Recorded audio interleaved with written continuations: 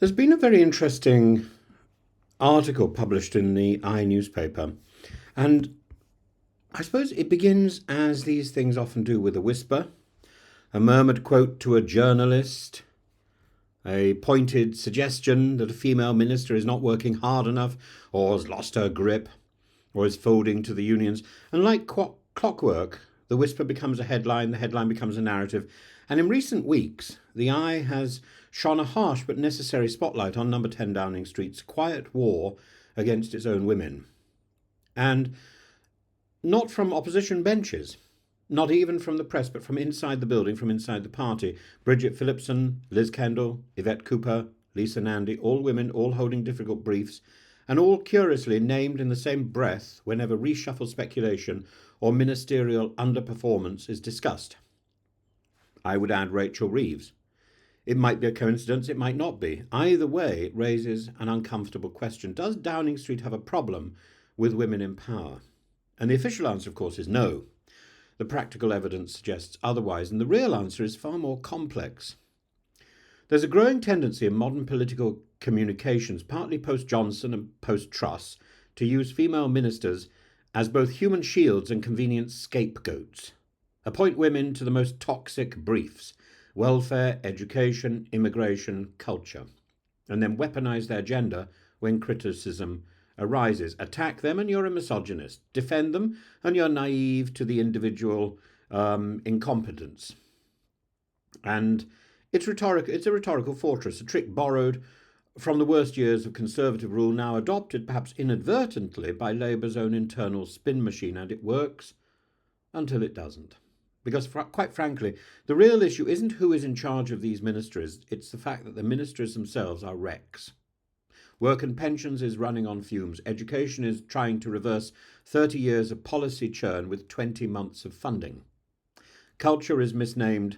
It's a shell of itself. It's an absurdity. It's an absurdity. And the Home Office, well, even Kafka would find its paperwork impenetrable. In this light, attacking individual ministers, male or female, is like blaming a Formula One driver for crashing a car that arrived without brakes. So why the persistent whisper campaigns? The current theory points to Morgan McSweeney, Starmer's de facto enforcer and chief of staff, a man described by insiders as a control freak who loathes deviation from message discipline. He doesn't brief directly, but it seems those who orbit him do brief, and it's reminiscent of New Labour, Alistair Campbell's muscular media strategy crossed with the acidic briefings of Damien McBride. And like New Labour, Starmer's operation is haunted by one thing it can't control. It's women, talented, outspoken, and inconveniently visible.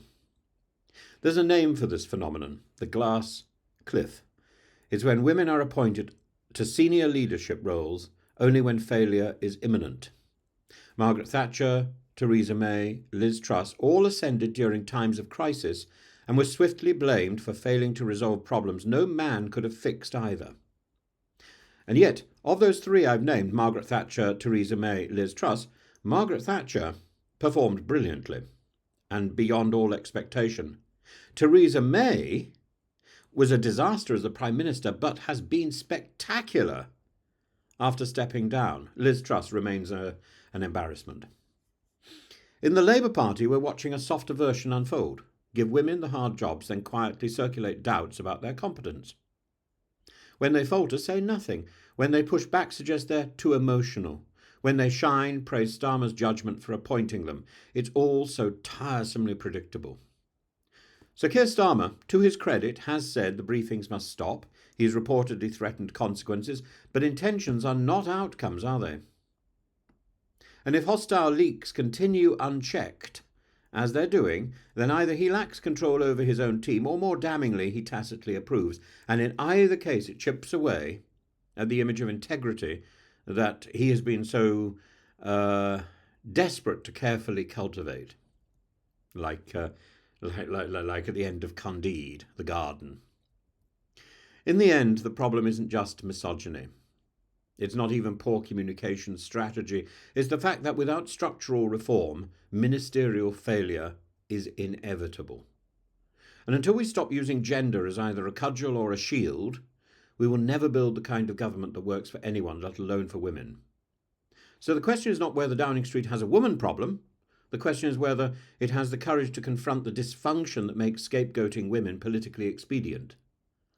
The briefing culture is not only cowardly, it's corrosive. And if Starmer doesn't crush it now, it will define him more than any budget or manifesto ever could.